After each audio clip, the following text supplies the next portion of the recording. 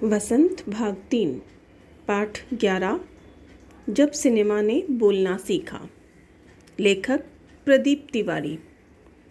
आज इस वीडियो में जब सिनेमा ने बोलना सीखा इस पाठ पर थोड़ी सी जानकारी प्राप्त करते हैं और जो इसकी मुख्य बातें हैं, मुख्य बिंदु हैं, उन्हें एक बार देखते हैं।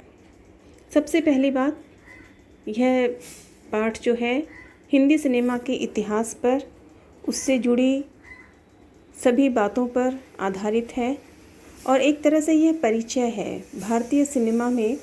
जब से फिल्मों में बोलने का दौर शुरू हुआ, बोलती फिल्में आई, वहाँ से। तो सबसे चलिए सुनते हैं। प्रदीप तिवारी जी ने अपने इस लेख के माध्यम से देश की पहली सवाक बोलने वाली फिल्म आलम आरा, उसका वर्णन किया है। इसमें बताया गया है कि 14 मार्च 1931 को भारतीय सिनेमा की पहली बोलती फिल्म आलम आरा प्रदर्शित हुई थी और यह फिल्म एक ऐसी फिल्म थी जिसने इतिहास रच दिया, जो ऐसी फिल्म बन गई जिसे देखने के लिए 1931 में मुंबई के मैजेस्टिक सिनेमा हॉल में दर्शकों की भीड़ उमड़ पड़ी। क्यों? फिल्में तो पहले भी थी पर मूक थी, गूंगी फिल्में थी। पहले की फिल्मों में नायक नायिका और अन्य पात्रों के हाव भाव चाल को देखकर, उनके नैन नक्श को देखकर अंदाज लगाना पड़ता था, उनकी होठों की शैली देखकर अंदाज लगाना पड़ता था कि वो क्या कह रहे हैं। पर आलम आरा ऐसी फिल्म आई जिसमें नायक नायिका खुद बोलते हैं। पूरी कहानी में चलना फिरना उठना बैठना आम आदमियों तरह लगता था और इसीलिए लेखक ने शुरुआत में ही अपनी बात कही कि इस फिल्म में 78 मुर्दा इंसान जिंदा हो उठे। 78 यानी कि 78। कहने का तात्पर्य यह है कि यह पहली फिल्म थी जिसमें पर्दे पर दिखने वाले सभी पात्र साक्षात जीवित मनुष्य की तरह बोल रहे हैं, चल रहे हैं, उठ रहे हैं। ऐसा लग रहा है देखकर कि ये सारे मुर्दा इंसान जिंदा हो गए। इन पंक्तियों से इस लेख की शुरुआत, क्योंकि पहली बार लोगों ने देखा पर्दे पर भी लोग बोलते हैं, चलते हैं, अपनी बात, रोना उठना हंसना खाना सभी कुछ, नाचना गाना भी।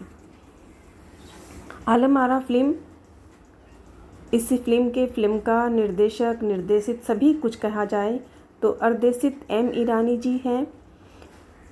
अर्देशित एम ईरानी जी ने अपनी यह फिल्म बनाने की प्रेरणा प्राप्त की 1929 में हॉलीवुड की एक फिल्म सो बॉट देखकर।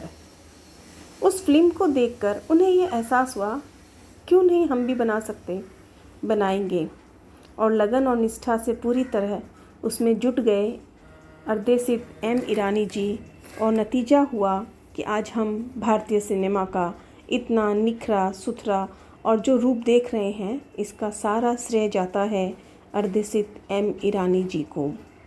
यही वजह है कि जब आलम आरा के 25 वर्ष पूरे हुए प्रदर्शित होने के बाद, तो ईरानी जी को सम्मानित किया गया और उस सम्मान में उन्हें एक उपाधि दी गई 1956 में, जिसमें उन्हें भारतीय सवाक फिल्मों का पिता यानी कि जन्म देने वाला भारतीय सवाक फिल्मों का पिता की उपाधि दी गई।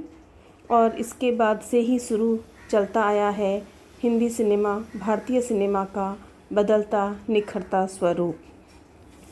जब ईरानी जी ने यह फिल्म शुरू की तो सुविधाएं बहुत सीमित थी, मतलब कि उनके पास सुविधाएं बहुत कम थी। फिर वो सुविधा चाहे साधन की हो, स्थान की हो, कलाकारों की हो, संगीत की हो, हर चीज़ की सुविधाएं सीमित थी। फिर भी उन्होंने हार नहीं मानी। उन्होंने फिल्म का नामकरण किया आलम आरा। इसके लिए नायक और नायिका का चयन किया जुबेदा नायिका के रूप में, विट्ठल नायक के रूप में। हालांकि विट्ठल को नायक बनाने के बीच में लेकर कई सारी अटकलें लगी बहुत कुछ असुविधा मुश्किलें भी आई। विट्ठल को उर्दू नहीं आती थी, भाषा की समस्या थी। उनकी जगह महबूब को लिया गया, पर विट्ठल ने हार नहीं मानी। अदालत का सहारा लिया, केस लड़ा और जीतकर फिर इस ऐतिहासिक फिल्म के हीरो बने विट्ठल। विट्ठल और ज़ुबैदा का चयन होने के बाद इस फिल्म में गायक के तौर पे WM खान जी का चयन हुआ और इसमें जो बहुत बहुचर्चित गाना रहा वो था दे दे खुदा के नाम पे प्यारे, दे दे खुदा के नाम पे प्यारे। दूसरी बात, पहली बार बोलने वाली फिल्म बन रही थी तो स्थिति ये थी कि बाहर दिन के समय इसमें काम करना बड़ा मुश्किल था।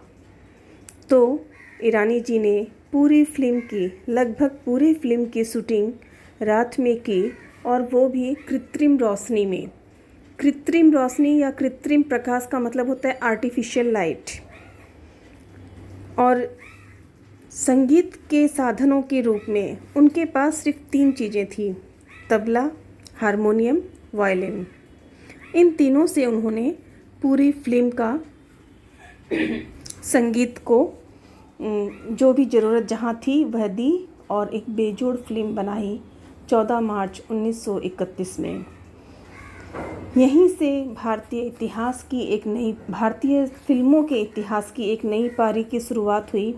हालांकि उस दौर में और भी कई फिल्में बन रही थी सवाक, पर सबसे पहले प्रदर्शित हुई ईरानी जी की आलम आरा। आज इस पाठ के माध्यम से हम हिंदी सिनेमा में जो भी बदलाव आए हैं देखकर अंदाज़ा लगा सकते हैं कि 1931 से लेकर आज तक कितने बदलाव हुए हैं।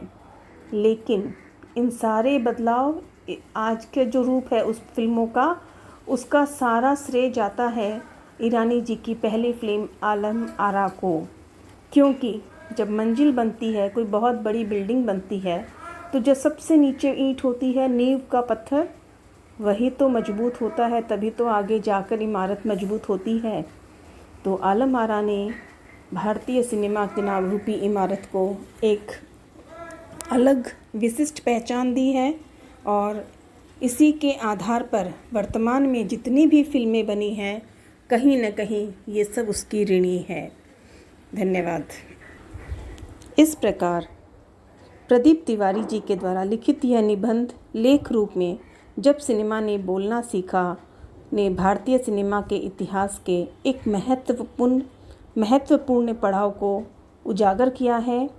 यह निबंध मूक सिनेमा से सवाक सिनेमा, मूक सिनेमा यानी कि गूंगी फिल्में, सवाक सिनेमा यानी कि बोलती फिल्में।